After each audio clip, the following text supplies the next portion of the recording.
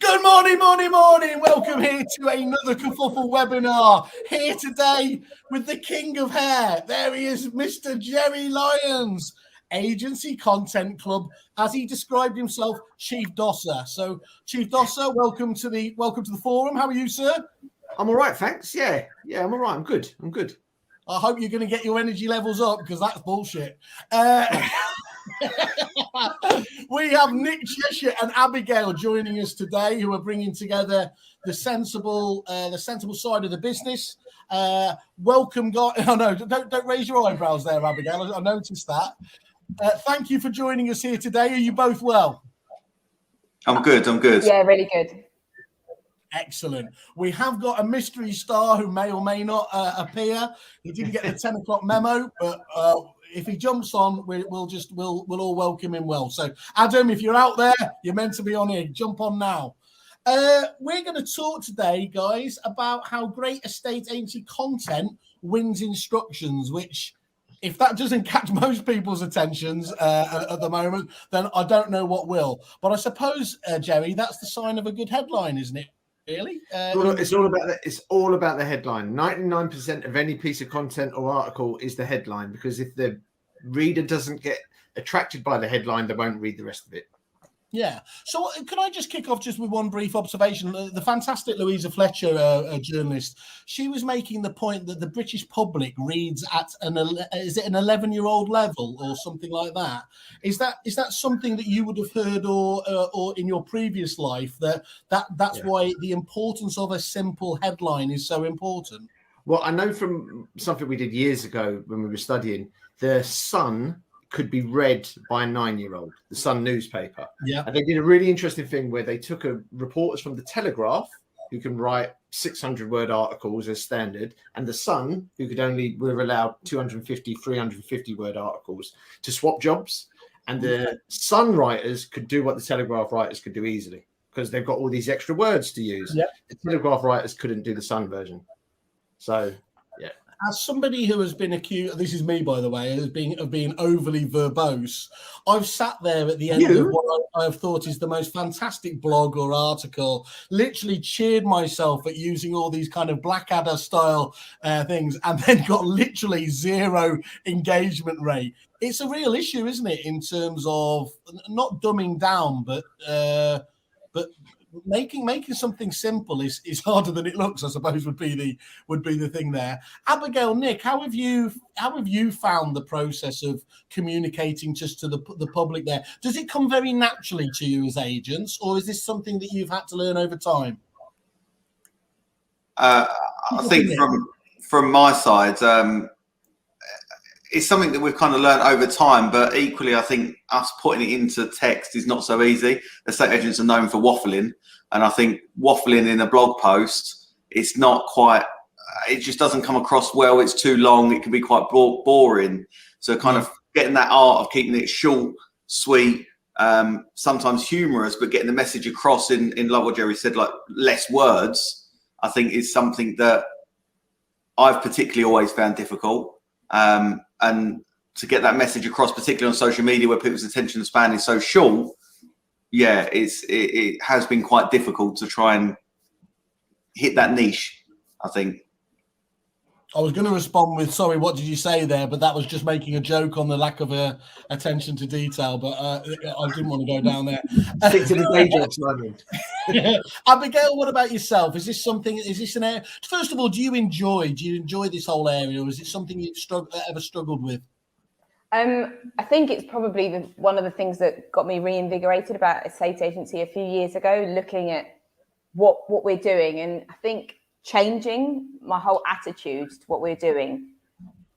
I think previously I would have thought we're just a service industry. Now we are a service industry, probably primarily, but almost in equal measure, we're now a marketing agency. And that's something that's taken a little while to grasp that concept. And I think there are still quite a few agents out there that don't realise we have to be like a sort of omni-channel marketing machine. And content's really the linchpin of all of that.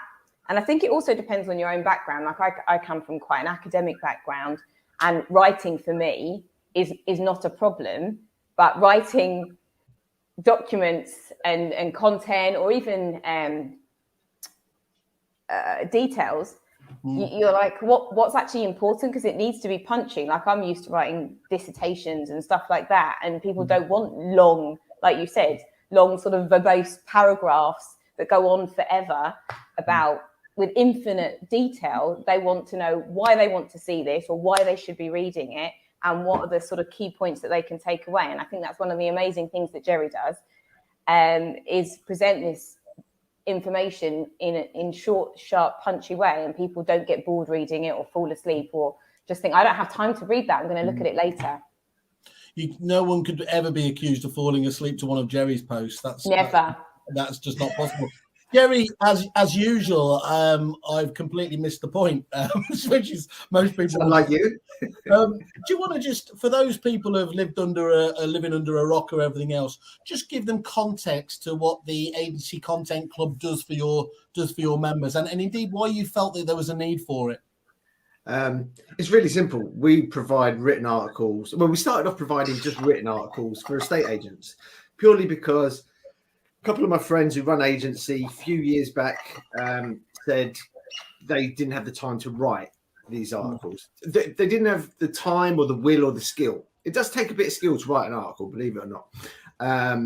So we just thought, we launched the club properly 2 years ago. This September is our second birthday. And it was just the gap we saw in the market for writing content for estate agents. And it's grown from there to be videos now. We provide videos as well. And also more and more, and I think this is going to be one of the big areas of content, is a lot of our members, I don't think Nick or Abigail do, but I think it's something to consider, is they use the content almost like as a script to camera type stuff. So let's say we've done a piece about, I don't know, a change in landlords legislation. We'll do an article, but I've noticed more and more of our members are using that article to talk directly to camera using one of those, not biddy printers. What are they called? Teleprompter. What's a biddy printer? I just made that up. Is that just a biddy printer was what they used to do the sport on, wasn't it? That was what that's it. Yeah, the biddy printer. Stay on message. Stay message and relevant here, Jerry. Come on. It's just, listen, nobody minds a ramble as long as it's an entertaining ramble. Yeah, that's the key. I tell you what, it's bad. It's really bad when you've got Andy Overman helping you out. Okay, Jerry, let's take this. So can you admit now, did you used to get infuriated at what you saw agents were doing, or did you just go, I can do good here? I wouldn't say get infuriated. One thing that does infuriate me is jargon and pretension. Oh, and shit, that's on the wrong show. No, but that's the cornerstone of, if you can remove the jargon from any communication, you can communicate better. So, do you know what I mean? just on that, Jerry, I remember reading the Elon Musk autobiography, and nutcase though he is, the thing that I loved about him when he did Tesla, he stopped them using acronyms or whatever it is, because he said it was just a way of hiding behind, almost, proving you were cleverer than other people, and the amount of lost time that was, either people didn't want to put their hands up and admit they didn't know, or they got embarrassed by doing it, which doesn't help a great culture all around, does it? Or when the key word is communication, it stops the whole thing working. Exactly. And I would say with these two guys, Abigail and Nick, not just saying it because they're here. He is saying it because we're here. Yeah, I am saying that because they're here. No, but they're very real people. Yeah, and that's one thing I think where estate agents have got a lot better at. They don't have to do these silly photos of them looking all slick and professional, like under like that, or on the phone. Why would anyone have a profile photo, right? Everybody now, it makes no sense. Look, everybody now go to Ian White's profile on LinkedIn and do. If he used to have it like that, but of course, don't go to mine because that was photoshopped about 6 years ago. So. Yours is incredible. It is. I've got Jeremy Beadle's hand underneath. It's like yours is like a pantomime performance. It's thank you. Look, because I'm also a technical support actor as well. Adam, who is our mystery guest, he says, "Chap, sorry, my LinkedIn not worked. Not sure what happened." Adam, I don't know if you still can. Just try it on Chrome or I think on Explorer. It doesn't work on Safari, but do see if that works. If not, we'll carry on manfully without you. But thanks for letting us know. Somebody liked the fact that I used the word overly verbose, but there you go. Andy Overman jumped in there just before his teleprompter assistance there to say we are all marketeers nowadays. Yeah. I think that is true, isn't it? Or certainly we need to at least identify that is a skill you have in your business, whether that is internal or whether it's outsourced. It's not something you can do without, is it? Because otherwise, the famous Seth Godin and being the purple cow, you are going to get lost in all of the noise and everything else that's out there. It's interesting you said it because Nick, you know your sell boards. Yeah. For me, that is a great piece of marketing. Do you want to explain about how your for sale and sold boards look? So we've got we had just as kind of standard for sale boards originally, which just had your kind of traditional for sale and sold on it. But because we kind of deal one-to-one with the clients here, I just kind of felt that the individual needed a little bit more recognition for the fact that they'd been the one that sold that property. So all we did is we kept the boards exactly the same, and we took the sold slip and we put sold by, and then it would have like Nick Cheshire and it had my mobile number underneath it with our picture to the side. And we just found it was a little bit, I don't know, it's like a pat on the back for yourself a little bit, because you've sold it and you've got your name there. So it helps with a bit of morale. But I think for other people actually seeing that there's an individual that sold that property, it's not the company, it's that person that sold that property. I think it just goes a long way in adding that whole we're people, not a company. I think that's a massive one, Nick, isn't it? That we've had to learn to break out from over here. From the Americans and the Aussies have done very well in terms of blending much better the company brand and the individual brand together without seeing them, as happens so often over here, as actually being in conflict. I think that for so long that happened where the company didn't want to promote the individual, and as we've noticed, you're missing out on the one of the you can't say on the one hand your greatest asset are your people and then not promote your people, can you? Well, that's the interesting thing. So Bailey here, her mum, so she's American. Her mum is a real estate agent in America for Keller Williams. And she came over to visit her daughter, and she introduced us both, and we had a bit of a chat. And she just found it completely bizarre how she saw all these for sale boards around and all these sold boards, but none of them mentioned the agent that had sold it or the agent that had listed it. It mentions the agency, but none of them mentioned the individual. And that's where the kind of thought process started going on. And then she mentioned about having our face on there, and it just kind of developed from there to end up what it is now. But I think it's just the end result is better because people are seeing, particularly if you're a client of that individual and you're seeing that they've sold that property or they've got another property for sale, it's a bit reassuring for the client. But I think for the general public to kind of see the people involved with the business, I think that kind of personal recognition is important, and it has helped the morale side of things, because it does make you feel better when you see your face on the board, particularly when the kids see it as well. So I think there's so many different elements that are benefiting from benefit to putting your face on these things and getting your face out there a little bit more. And I don't quite understand. I fell in the habit. I don't understand how us as agents seem to be shying from that.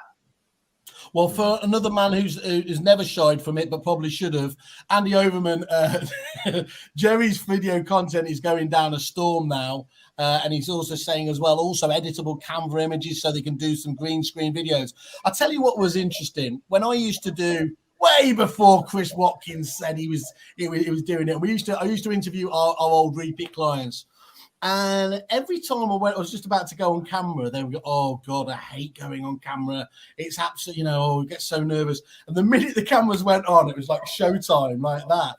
Agents, by definition, are gregarious people. They are. You'll never see a quiet person, and an estate agent is never the quiet one at a party, is it? It may take a bit of getting beyond that comfort zone there, but once you are able to get that personality out there.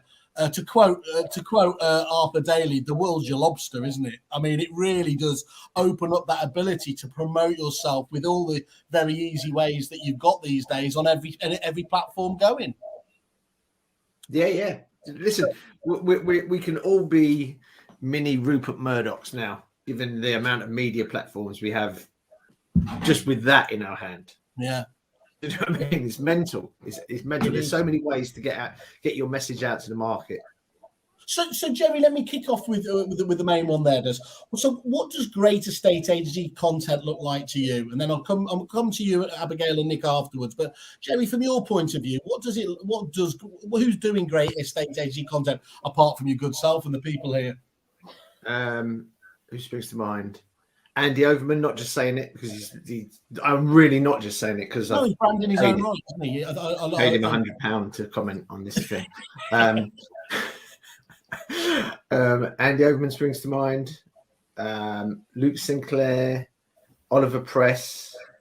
There's loads of agents doing it, but the theme is, I think the theme is the common thing with the guys that are doing it is, and Abigail's done this really well recently as well, is they've got involved with their community. Yeah. So, you know, like the stuff you did, Abigail, when your chap, I forget his name, but he was around Wembley Stadium. Hassan, yeah. Was it Hassan? Yeah, it's Hassan, our biggest football fan. Yeah, but that was really good because that was interesting. Do you know what I mean? And that was community-based content. It's got nothing. It's got sod all to do with property, but it's everything to do with capturing people's attention. And I think one of the things every business has got to get their heads around, whether they're estate agents or butchers, right, is we're in the attention business now. Everyone is competing for attention. So whether you grab that attention by a community article or an article about one we've got lined up, which always works well in this month, is getting kids ready to go back to school. Nothing to do with property, but it always gets a good feedback and a good share rate, whatever you want to call it, on social media. So good content. And I'm going to use, Elon Musk is going to love this because I'm going to use one of those acronyms, purely because if I didn't, I would forget what I was talking about because I'd go off and talk about something else, is HITS. So think of HITS, right, for your content. Is it helpful? Helpful being, is it helpful to the reader, to the watcher? Is it interesting? Interesting could be a lot of different things, but you've just got to try and make it interesting in terms of the tone of it, the subject matter. Is it trustworthy? Is somebody going to read or watch it and think, I can trust these guys? And the final one is it sustainable? Because one of the big issues, well, not issues, it ain't an issue, problems I see with estate agents, when they start their content, unless they use us or Chris Watkin or Dataloft, they can start on their own really well, but they can't sustain it. So the S is for sustainable. So it's helpful, interesting, trustworthy, sustainable. Yeah. Because you see loads of people, don't you, that have a massive blitz in some marketing campaign, and then you just don't see them for months again afterwards, do you? And I've been guilty of that. I think, like many people, I was talking to Jane yesterday, great on the social media side as well. Do you remember the first time you ever got to do your first newsletter? 40 articles. You couldn't get it. Next edition went down to 20. By the third month, you were down to 10, and by the fourth, you were asking around the office, Christ, guys, what have we got to put in here? It really does take commitment, doesn't it, to understand if you're going to enter into this, you can't do it piecemeal. Just as people say, advertising, has to be about that consistency. It's best line I think for that is content marketing is not an event, it's a process. It's not something you go bang, we've done it now, tick the box. It's something that you sort of like tick the box every day on, or at least every week. But on that point, let me just come to you first, Abigail. That obviously you can't disagree with anything that Jerry's just said there. But what I can still see a few people rolling their eyes and sort of, well, that's all very well, but have you seen how short we are of instructions out there? And if you've got the opportunity to try and turn up to an appraisal, how important do you think it is to keep that as almost to defend that time, to make sure that you are dedicating it to this content creation? Well, I think it's really important because the only way you're going to get more listings is by continuously nurturing your client base and getting useful information out to them. I mean, we've had people that we haven't spoken to for a while call us up, say, oh, I saw your article the other day. Do you remember me? I bought a house from you 10 years ago. And just start a conversation from there. And then the next minute, you're showing them a house and they've bought something and they want you to sell theirs. And it's an ongoing process. And I think part of the problem with estate agents is we want everything now. And playing the long game again, is something that none of us have ever been used to. But you've got to play a long game and you've got to plan it. It's like any single thing that you do, you have to consistently do it. So you need to consistently put out content. You need to consistently prospect. You can't just do it one day and then not do it the next. And also, once you start doing it consistently, if you don't send something out, people start to miss it. I had a client phone up and say, "Oh, I didn't get your normal Friday article. Did I miss something?" I'm like, "Okay, I forgot to press send there. Whoops." And send it out. So you do want people to be continuously left in a situation where they're wanting more. And I think working with people like Jerry and Chris, it sort of taught us that we need to plan our content as well. So stuff that Jerry does, we have our weekly plan now, just like he does. We've taken that and then we add all the other bits and pieces that we're going to do to it. And I think even if you're outsourcing a lot of that content creation, you still need to have somebody in the business whose main task is putting that all together and overseeing it and dealing with the engagement and sharing it out and making sure any leads that come back in from it are being dealt with properly. So it's so important. I don't think. And Abigail, there you just mentioned there somebody should be responsible, but that doesn't mean that it should all fall on them, does it? That just means they should be able to go out and say, talk to other members of the team. Have you got some ideas and pick up on? Yeah, that's what we do. So we've got one person in our business that collates everything, and she will say to the team, "Okay, this is Monday. Here's my plan for the week. I need a sales video today. I need a lettings video tomorrow. I need an applicant wrap. I need a coming soon sneak peek video." And she'll tell them what she needs for that week, so they've got time to go and put it together. Got you. Okay, that's really helpful. And Nick, from your point of view, what does great estate agency content look like to you? Not boring, for starters. Not boring, and not. I know we've said it already, but the estate agency lingo, talking in our own kind of language, so the clients can't understand that. I know Jerry made a point of that, but I think it's so important because as soon as they see anything that is that jargon base, they switch off and they forget the content. So I think it's got to be interesting. I've always found humour tends to work a million times better than anything boring. Does it? So, go on, Mr. Tumble. So humour definitely is a main point there, but also the consistency. Yeah. But Nick, just on that humour, obviously I'm going to jump into that one there because that's a really difficult. It can be so powerful, can't you? But you can quite easily step over the line. How important is it to take that gamble to be a bit edgier? Do you just have to feel that naturally within your comfort zone, or what? I mean, clearly you feel comfortable with that element, but some people I think would naturally, pull away from that, don't they? Yeah, I think people are too worried about upsetting everyone, and there is it doesn't matter what you say, even whether it's humorous or not, you're going to upset someone somewhere. But I think there's a level where you can kind of go, yeah, that's a bit too close to the line, where if you wouldn't say it to your nan, don't put it on social media. So I think that's kind of my line. If I wouldn't joke with it with my nan, like whether she finds it funny or not, if I wouldn't say it to her, it's not going out there. I love the idea that our thought learning today is what would my nan say? Yeah, but you know what? Can I just make a point there? I had an old East End Cockney council house nan who used to call us the C word, her grandkids.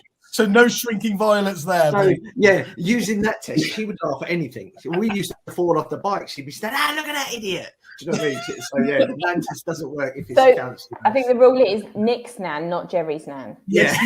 We'll go with that. Yeah. Choose your nan, not the Catherine Tate nan, basically. That's pretty much like that was my English nan, yeah. But can I just say something? Sorry. You just made me think of something. Abigail, do you remember when you released the bloopers? Yes, yeah. I had to cut out a lot of the expletives.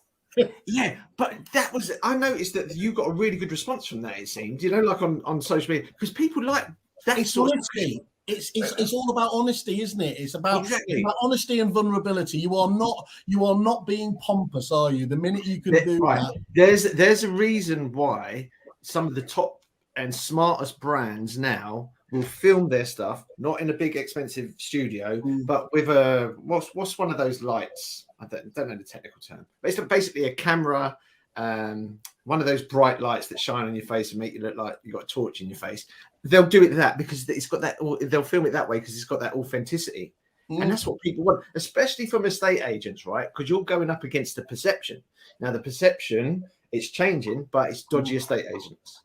I think the thing I love about humour is it leaves the independence to be so much more nimble. There are some bigger brands that do humour fantastically well. Marsh and Parsons, I just adore, and they get quite a lot of grief sometimes for some of their stuff. But me, resonates time in, time out. And everything else there. A lot of the other bigger brands, though, they didn't, if you remember in the early days, they didn't even get involved in social because they were so petrified of what would happen there. So look, there will, a lot of those ones are mellowing, as you'd say there, but you guys will always have the ability to be, first of all, you've always spoke about it, Jerry, the ability to respond quicker. You know, whilst they go through various sign-off procedures and everything else, you've already got the blog out there and have engaged as forward thinking. And then you don't have to ask what sort of personality, you know, the business is about. What voice should we be talking about? Because it is your voice. Yeah. And that applies to the community. You know, you'll look a good, smart independent like these two and other guys are always more nimble in responding to the community's need than a corporate that has to sign it off through a CSR policy and make sure their PR team are happy with it and all that nonsense. You know, there's some of the stuff you've done, Abigail, with the Brent Bulls and what's that project you've supported recently? Answer Youth Project. Answer Youth Project. All this stuff again is great content. It's like Nick, you know, when we did the thing with the shop round your way. Yeah, the Fab Shop. It's a charity run by special needs. Yeah. That's great content for an estate agent to show that they're supporting their community. A, it's the right thing to do. And B, it just gives you a great piece of content to go out and share with the community. Can we just touch on that just before I jump onto it? Actually, Ben jumps in. Ben Civil, yes, I think being relatable and just showing you're a real person is key. I think that's absolutely 100%. Cheers for that, Ben. You talk about community there, Jerry. You talk about doing the right thing. Your absolutely fantastic Karma Club, which really should Kerfuffle should have nicked because he's got a K in it and everything has a K in it. I can sell it to you. We'll have conversation. Look, just talk to people what the Karma Club is, and then again what your belief is, that because I firmly believe it shouldn't be seen as being cynical. You can do absolutely the right thing, socially, morally, and it still be a good thing for the business, can't you? Is that right? Yeah. So basically, what's your belief around the Karma Club and how did it start up? Right. So the Karma Club is basically we take a £5 every month from our members. Not, you know, it comes out of our pocket, not theirs, but it's like we'll take a £5 out and we'll put it all in a big collective sort of pot. And then at the start of the month, we go to the members and say, have you got any community groups you want to support in your area? So, like as mentioned, Abigail's done it with a couple of sporting ones around her area. Nick's done it with shops. Adam, who would have been on this, he did it with the hospice. And we give away about 650 quid a month. But what happens there is we match fund the estate agent's donation. So if, let's say, Abigail gives 150 quid, we'll give 150 quid, meaning the community group. And we always say, go small. Don't give it to Macmillan Cancer Relief. They did great work, but they're very well funded. Don't give it to the dog. Yeah, don't give it to the Dogs Trust. Give it to a local dog sanctuary. Do you know what I mean? So think local with your giving. And the Karma Club is just basically, I don't know. I've always thought that business can be used for more than just profit and loss. And I think as well, it attracts the right kind of customers to you. I think a lot of our members buy into that. You know, like they can see what we're trying to do with the Karma Club. It's just the right thing to do.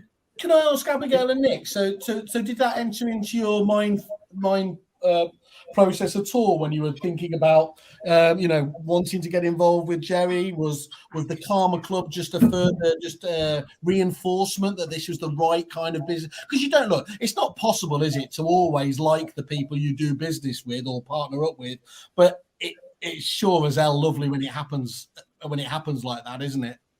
I'm going to disagree with you on that and say that I don't think I could do business with someone that I dislike, because I find it very hard to be nice to people. And I'm generally a nice person, but I find it very hard to be nice to somebody that I don't respect and I don't think is doing good stuff. I'm like the guy on the Far Show who changes his mind every 2 minutes, Abigail. So, so what? No, the only thing I'd say is that does seem to me, though, that actually that is a very real trend, and I don't know whether it's down to lockdown and what's happened, but people have genuinely started really questioning themselves on that, haven't they? And whereas maybe it was more true before that you would get by with actually that our views aren't aligned. Now, and certainly you see it with the youth of today, if you don't have the right credentials as a business, they simply aren't going to buy from you. Yeah. 100%. So I'm right and I'm wrong there, Abigail. I mean, it's not important whether I'm entirely wrong or not. I think it comes down to choice as well. It's the same thing, like all things being equal.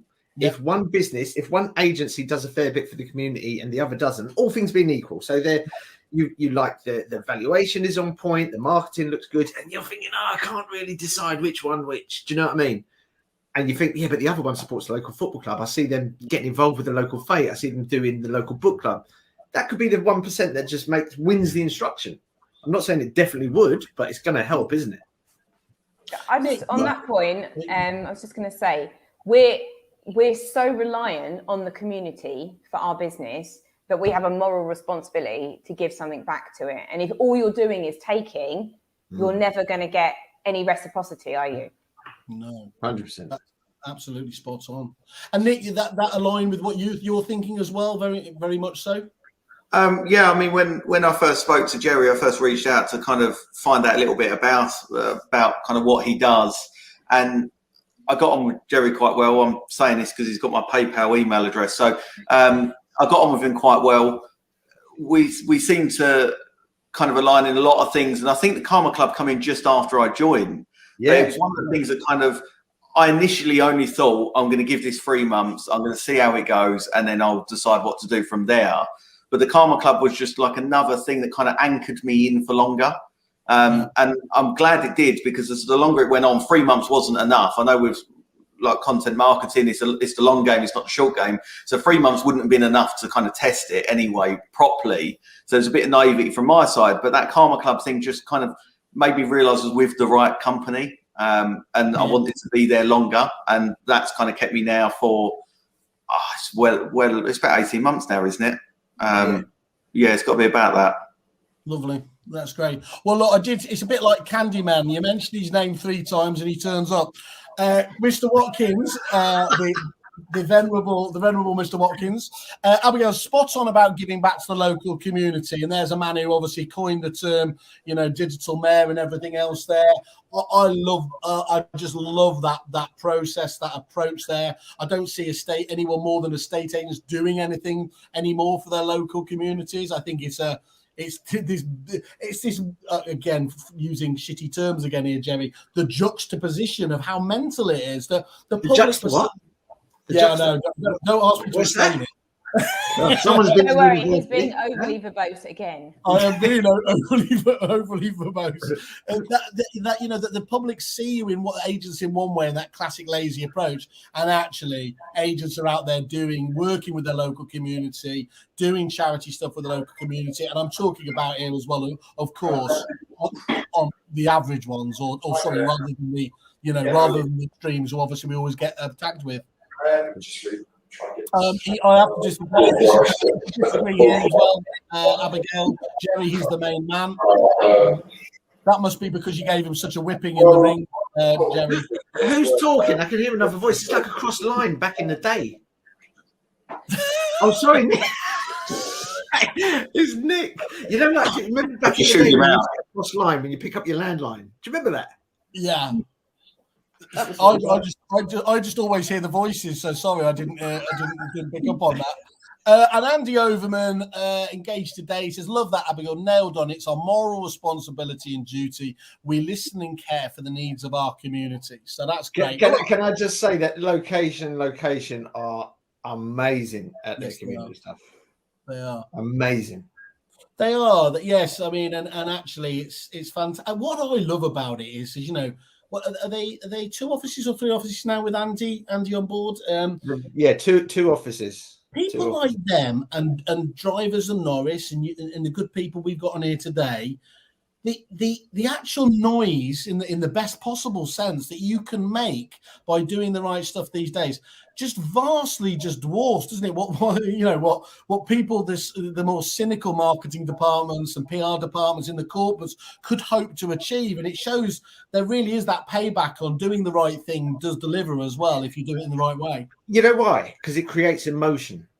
Yeah, it creates an emotion.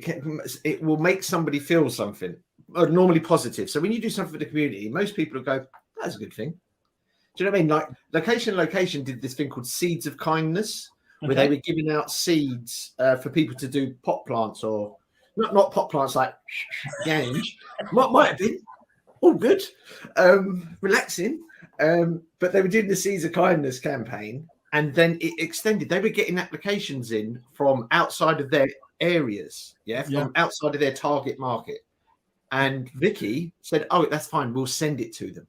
Right. Now that if anything's going to generate good karma, that spirit of generosity, my God, surely that must, because there's no gain in it for them. No. It's just a cost. They're not going to win the business in Watford because they're based in North London and Thetford. No. Do you know what I mean? I'm going to move on to our next question now, but just before we do, Siri, make a note about Seeds of Kindness along the lines of what Jerry suggested.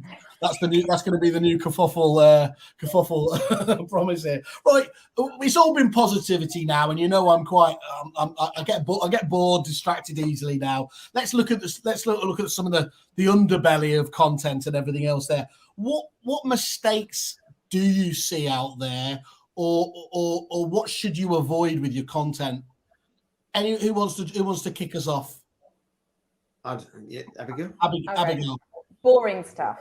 Boring is the enemy, basically. I also don't make it too long, and I'm guilty of this myself. So I made a video the other day, and I had to chop it up because I made it, and it was 7 minutes long. I'm like, who's going to watch 7 minutes of me? Only me. So I had to Abigail, drop some stuff in. But if you're anything like me, it's like, that you're like asking them to cut The Godfather. He said, but that was amazing. No, it's fine. I'm not like you. The way you said that so forcefully, I am not like you, shows yet again why you're a person to be respected. Abigail, just in terms of that's such useful, but who is the arbiter on that? Do you run that? Do you have a group of friends or colleagues that you say, look, could you just watch this for me? Because watching your own material is famously quite difficult to take yourself out of the zone. Yeah, I'm not too bad at it. I don't hate looking at myself on camera, and I think I'm a fairly good judge, but I will run it past other colleagues. I might show it to my husband, and if he's falling asleep after 3 minutes, I know it's a no-go. Okay. And Jerry, you were going to say something on this point as well. What's the mistakes to avoid? Mistakes to avoid, I think, is inconsistency, being inconsistent. Having, I always say the worst thing than having no blog on your site is having an old blog. Because if somebody goes onto your site and your top blog or your top article is talking about the lockdown, the first lockdown, people are going to think, are they closed? Are they still in business? So my last one, Jerry, the last one I had to look at the other day was about GDPR. So and it's also interesting what Abigail said about the length of videos, because I've been thinking about this idea for a while, and it's just like we time frame all our content. It's an old journalistic, well, it's not an old journalistic technique. It's quite a new one since the digital age. And we'll always say a 1 minute read, a 2 minute read, a 3 minute read. So I think that agents are better off doing things that are boxed in. So, here's our 1 minute, 1 minute run through. So you've only given 60-second videos, where you just go bang. So today we're going to tell you how to find a great conveyancing solicitor, and just go look for their reviews, look for recommendations, blah blah blah blah blah blah blah blah, and use 60 seconds as the deadline. It's like what we do with the articles. We'll always use, I think the longest article we'll ever do is 500 words, and that will be me going I want it shorter. Great advice. Yeah. Time frame everything. Perfect. Nick, from your point of view, what do you've already said, obviously, again, reiterating, Abigail, don't be boring, don't be bland. Anything else you see out there, your competitors that you think keep doing that? I think the boring and bland we've kind of covered. The terminology we've mentioned before. My pet hate is the no obligation valuation line. I cannot stand that. I think like when in the history of this industry has there been an obligation for evaluation, but like just the way that it's worded, it just falls into that same camp. That the moment there's certain words like that are mentioned, that's it. People just put you in the same basket as everyone else, and you could have just wrote an amazing blog. If it's got that at the end of it, you've lost them. I think you've just been put in that basket of everyone else straight away. It's like an old cliche, isn't it? Yeah, fascinating to know how many times that is repeated on. I might just do a spot checker on some agent's website. I think I've been guilty of doing that because it rhymes. That's how simple my mind is. I like it because it rhymes. No obligation valuation. Just rhymes. But he's so right. The other thing as well, and I hope Chris Watkin doesn't hate me for saying this, I hate the term vendor. Vendor applicant, the idea that you apply for a property is one of the most hilarious. No, but think of vendor in normal everyday speak, yeah? The only time it's ever used is for hot dogs. I'll go to see the hot dog vendor. And then you wouldn't even say that. You'd say the geezer selling the hot dogs. Yeah. A vendor, applicant. We did this thing about jargon. We did like a jargon busting thing and just had a bit of fun with it. And I think this is a key part of content for estate agents. You know, you're saying like what they're getting wrong is like what Nick's touched on there is the use of industry terms and jargon. You might think you're sounding clever, but you're not. You're defeating the object of communication. Yeah, absolutely. No, couldn't agree more. And the key part is to but you'll change your mind about that, wouldn't you? You know, you couldn't agree more now. Then you change your mind. I must say, Premier Inn has got an amazing backdrop. Are you going to Premier Inn? Yeah. I was just saying to the guys, as I checked in at the Doubletree, I didn't get one, I got two. What's that saying about empathy? They empathise that I'm a chubby git. But anyway, okay, get on to the next one. Jeremy, why do you need a joined up approach to your agency's content marketing, and what does that mean? So joined up approach is basically just having a consistent tone of voice. So if you're going to outsource your content to anyone, just say, like, I want to see some samples first, and then have a look at the content and say, does this sound like something, and have a word with your team. Does this sound like something we would say as an agency? Because our content is very much for independent local agents. It wouldn't be for a corporate. It wouldn't be for a higher end market, a real higher end market. Just wouldn't be. We know that. And it wouldn't be for the cheap and cheerful merchants either. So think about the tone of voice for the content. I forgot the question, actually, because my dog is barking. Why you need a joined up approach? Just because it's better.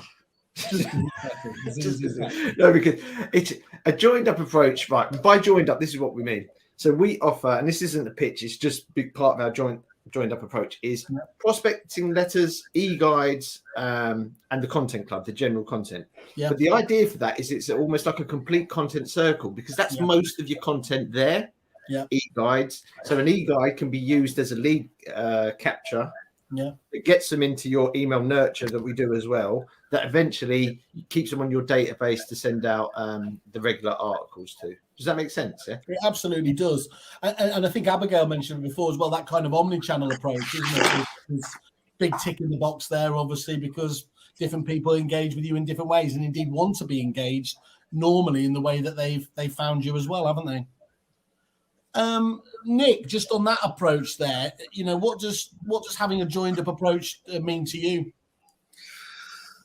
I think, well, it's just consistency across the business in everything. I think, and everyone from the outside kind of looking in is going to see your tone on everything. What Jerry just said there about the articles, that was one of the things he did with me when I approached him, is he gave me them articles to kind of read and see if it met us, because I try and be as less estate agency as I can.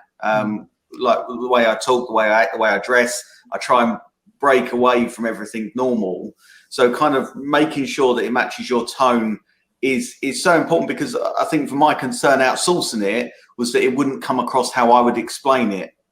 And when I did look at outsourcing to other people who kind of do content, right, I just didn't find it didn't hit the spot. It wasn't quite there.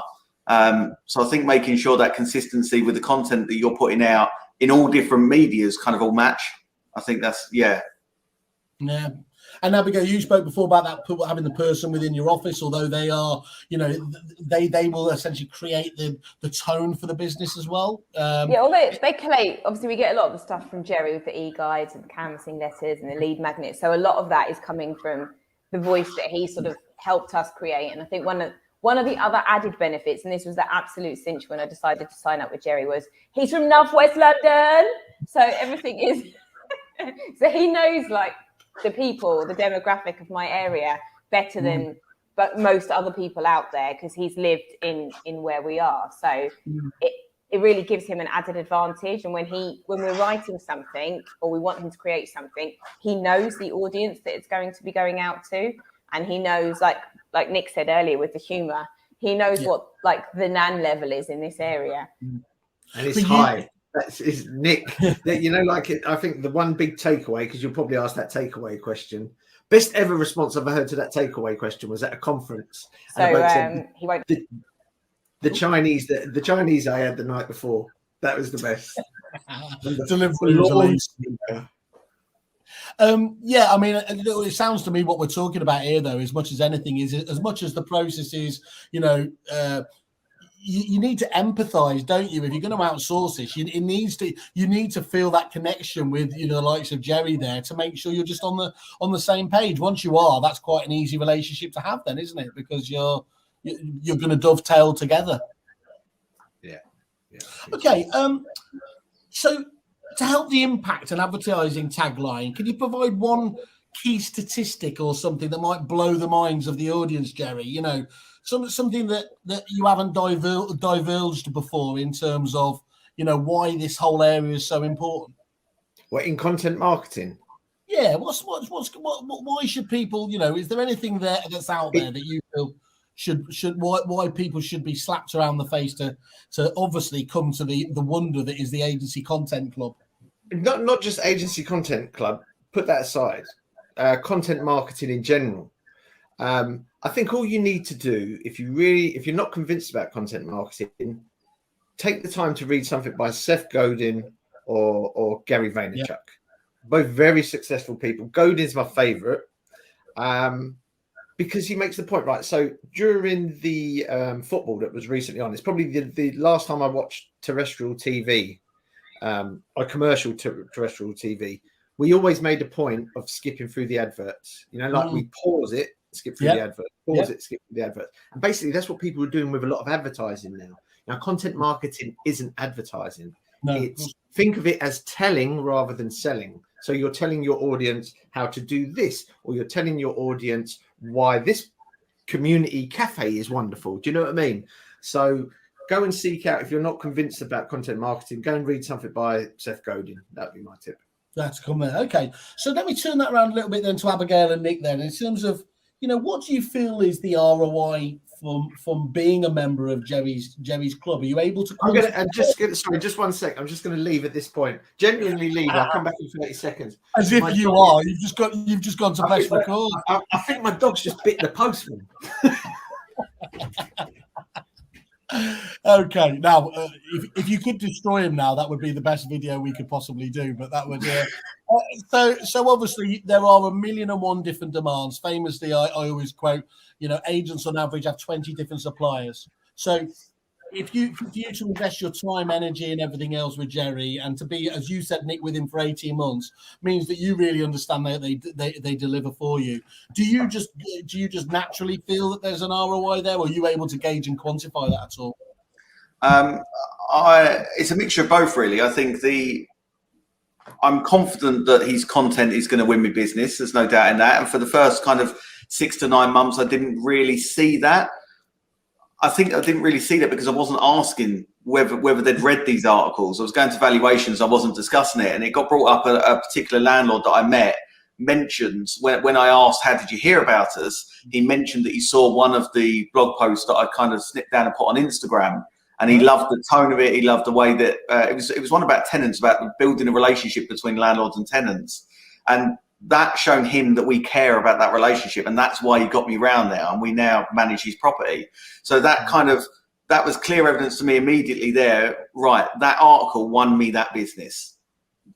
I've got no doubt I would not have been in his living room if it wasn't for that article. So then I started asking people more that when I'm meeting them, are they seeing these articles? Is there anything they're liking? And I was quite surprised how many people actually read them, because I initially thought it was just content put out there. It was just something I didn't have to worry about. Jerry supplied it, I plonked it up, and everyone's happy.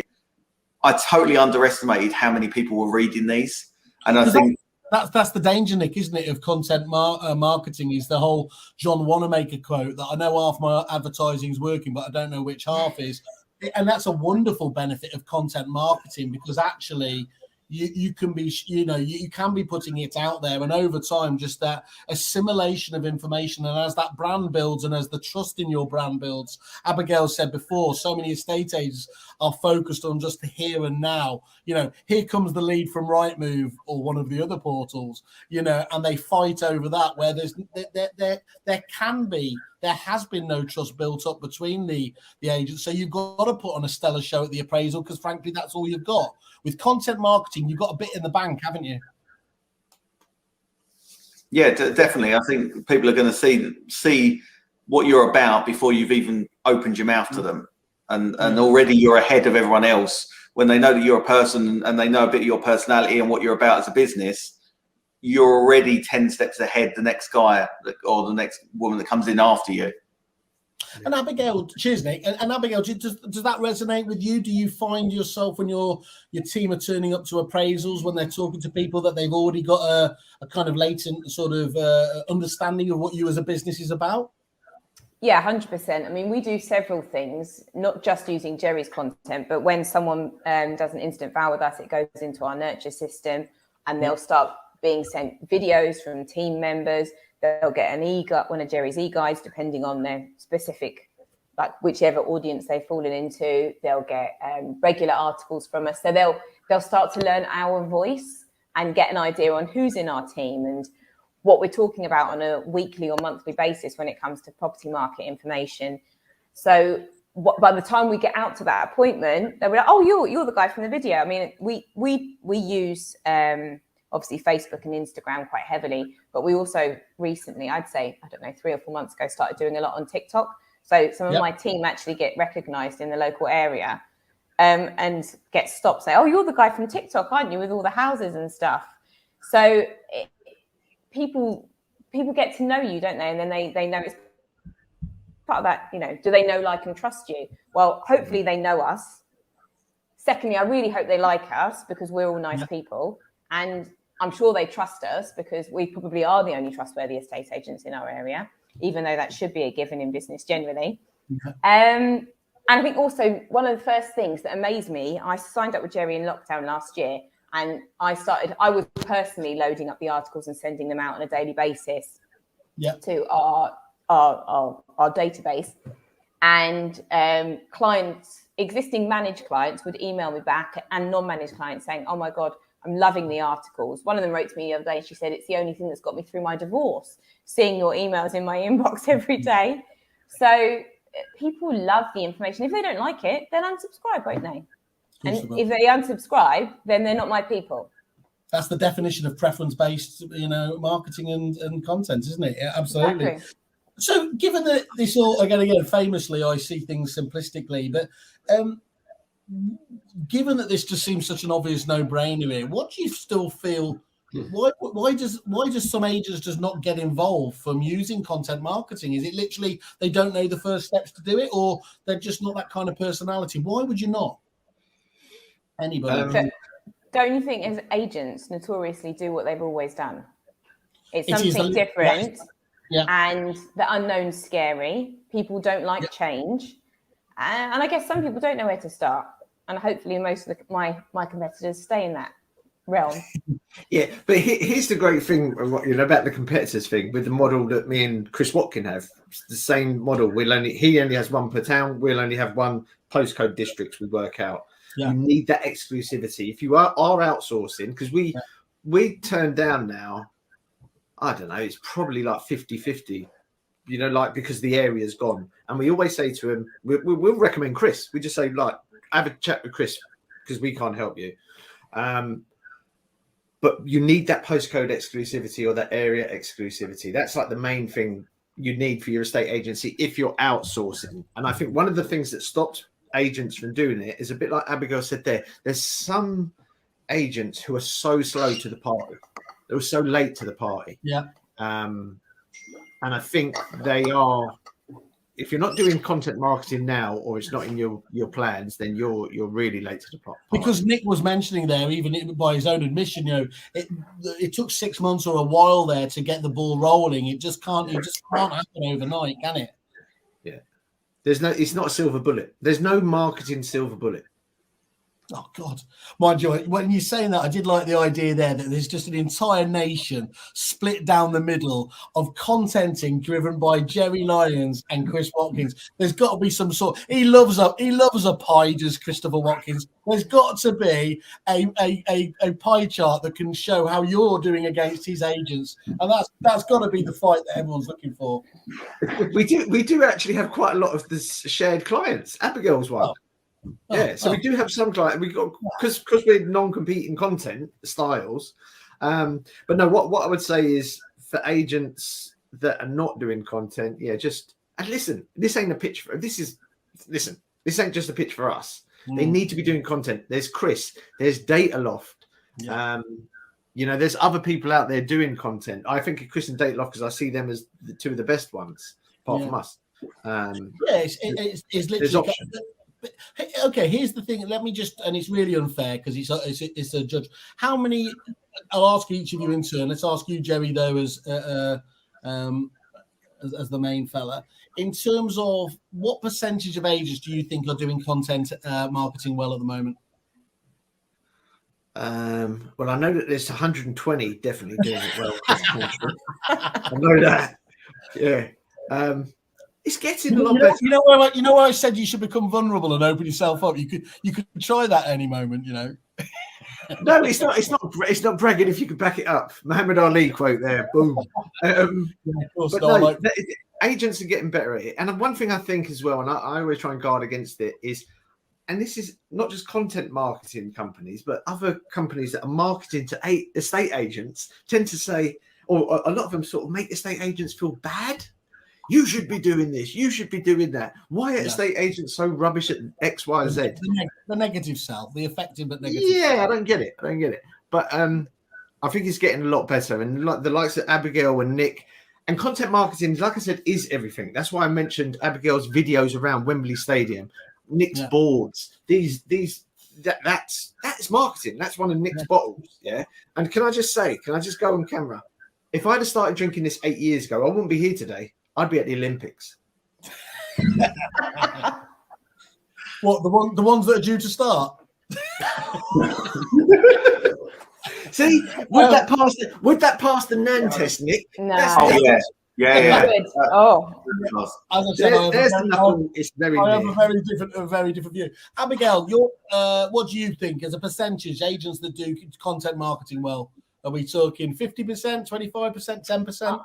I was going to say 25%, but that might even be high. I don't know. Yeah. What about yourself, Nick? I think it's lower. I think like good content marketing, I think it's about 10%. And I think because lots of agents are putting their marketing out there, is it good or is it the typical, we've got buyers waiting, no obligation valuation, the little corny leaflets you get through your door. I think if you kind of take all that and just look at the good marketing, I'm in a town that's got 14,000 rooftops. There's 13 agents, and I can only name one other that I would say is putting out good stuff.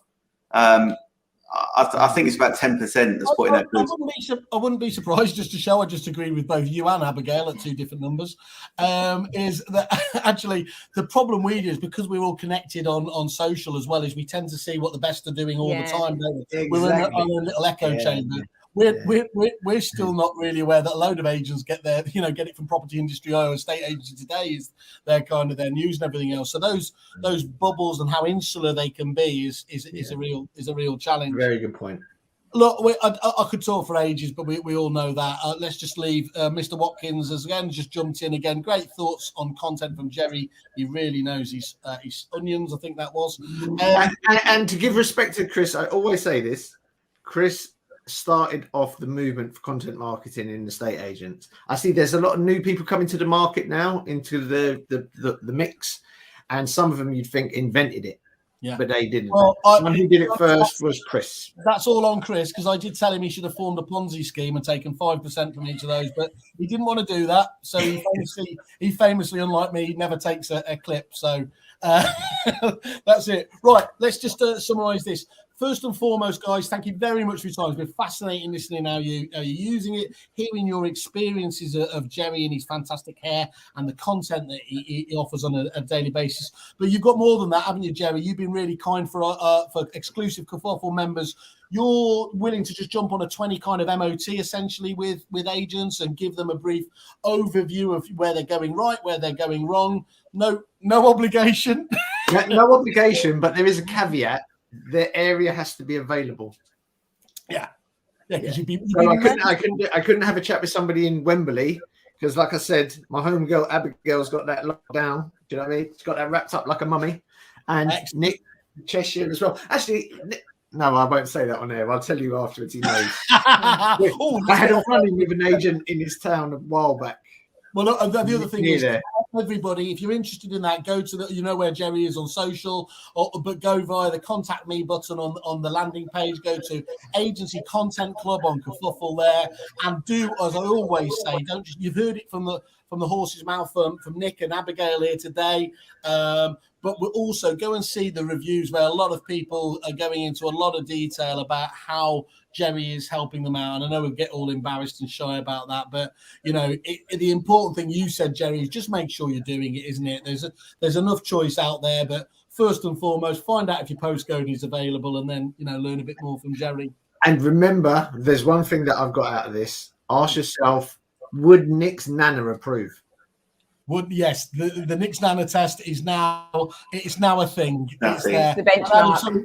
Adam did try manfully to get on, but he wouldn't. But I'm sure he'd have just reiterated it, and would have been here for another half hour. So in a way, he's helped us out there. Abigail, Nick, Jerry, fantastic hearing from you again. Thanks to everyone who's given their comments as well, and we'll all catch up soon. Thank you very much. Thanks, guys. Thanks, Abigail, Nick, Simon. Thank you. Thank you.